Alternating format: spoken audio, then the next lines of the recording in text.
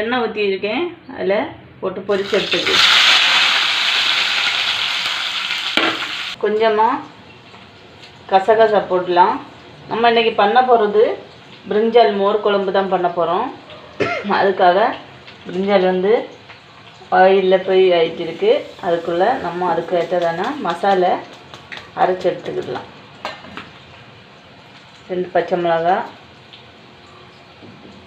கொஞ்சமாக தேங்காய், ரொம்ப கொஞ்சமாக ஜீரகம் சேர்த்துக்கலாம். கொஞ்சமாக தண்ணி ஊற்றி அரைச்சிக்கலாம். அப்படி நைஸாக அரைச்சி எடுத்துக்கிடுங்க. இப்போது ஃப்ரை ஆயிடுச்சு, எல்லாம் எடுத்துக்கலாம்.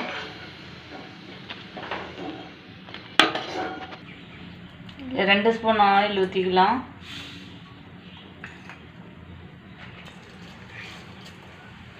இப்போது கொஞ்சமாக வெந்தயம் போட்டுக்கலாம்.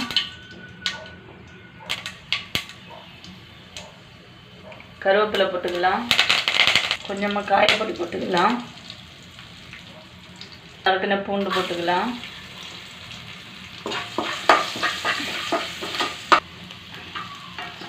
பொடியாக நறுக்கின இஞ்சி சேர்த்துக்கலாம்.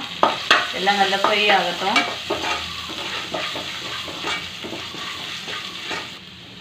வந்து காஞ்ச மிளகா கிள்ளி போட்டுக்கோங்க. அது அவங்கவுங்க சாய்ஸு தான், விருப்பம் இருந்தால் போட்டுக்கலாம். அது ஒரு வாசனைக்காக போட்டுறது தான். ஒரு பச்சை மிளகா, ஆல்ரெடி நம்ம அதில் பச்சை மிளகா அரைச்சிருக்கோம்ல, அதனால் ஒரு பச்சை மிளகா. வெங்காயம், சின்ன வெங்காயம் இருந்தால் அது போட்டுக்கிடுங்க. அது பிடிக்கும்னு உள்ளவங்க அது போட்டுக்கிடுங்க. இந்த ஃப்ரை பண்ணி வச்சுருக்க வழுத்தனைங்க போட்டுக்கலாம். நீங்கள் துண்டு கத்திரிக்காயில் கூட பண்ணலாம். கத்திரிக்காயில் பண்ணால் இன்னும் ருசியாக இருக்கும். நான் வந்து வழுதனைங்கையில் பண்ணியிருக்கேன். இது வந்து ஒரு சிலருக்கு வழுதனைங்காய் கத்திரிக்காயில் சூடு ரொம்ப ஹீட்டுன்னு சொல்லி எடுக்க மாட்டாங்க. அந்த மாதிரி இருக்கிறவங்களுக்கு ரொம்ப யூஸ்ஃபுல்லாக இருக்கும். நம்ம தயிரெல்லாம் ஊற்றி இதில் பண்ணுறதுனால நல்லா இருக்கும்.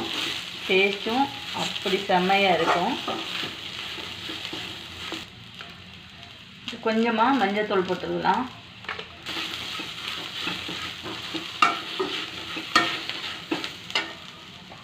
அப்புறம் நம்ம ஃப்ரை பண்ணும்போது பிரிஞ்சாலில் வந்து சில்லி எதுவும் சேர்க்கலை.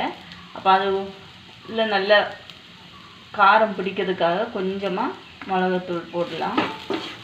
கொஞ்சமாக போட்டுக்கிடுங்க. ஆல்ரெடி நம்ம பச்சை மிளகா நம்ம அரைச்சி வச்சுருக்கோம் இல்லை மசாலா அதில் போட்டு அரைச்சிருக்கோம். அதனால் கொஞ்சமாக போட்டுக்கிடுங்க.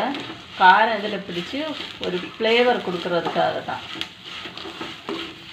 அரைச்சி வச்சுருக்கோம்ல, இந்த விழுதை இதில் போட்டுக்கலாம். கொஞ்சமாக இதில் அப்படியே பரட்டி விட்டுக்கிடுங்க. இந்த மசாலா பச்சை வாசம் போட்டு தேங்காயோட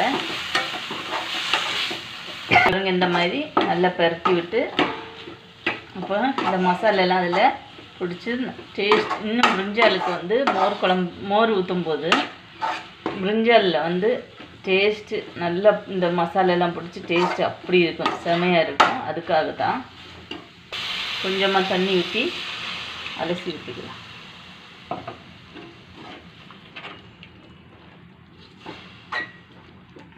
இப்போது தேவைக்கு உப்பு போட்டுக்கிடுங்க. கொஞ்சம் கூட தண்ணி ஊற்றிக்கலாம். நல்லா கொதிக்கட்டும். இந்த மாதிரி கெட்டியாக இது பண்ணிக்கிடுங்க. இனி நம்ம இதில் தயிர் ஊற்ற போகிறோம். நல்லா கொதிக்கட்டும்.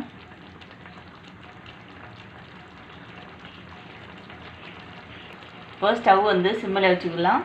நம்ம வந்து தயிர் ஊற்றிக்கலாம். இதில் தயிரை ஊற்றிக்கலாம். கெட்டி தயிர். கொஞ்சமாக தண்ணி. இது வந்து ரொம்ப கொதிக்க வேண்டாம். நல்லா சூடாகட்டும். ஆன உடனே இறக்கி வச்சு சூடு சோறில் சாதத்தில் ஊற்றி சாப்பிடுங்க. செம்மையாக இருக்கும்.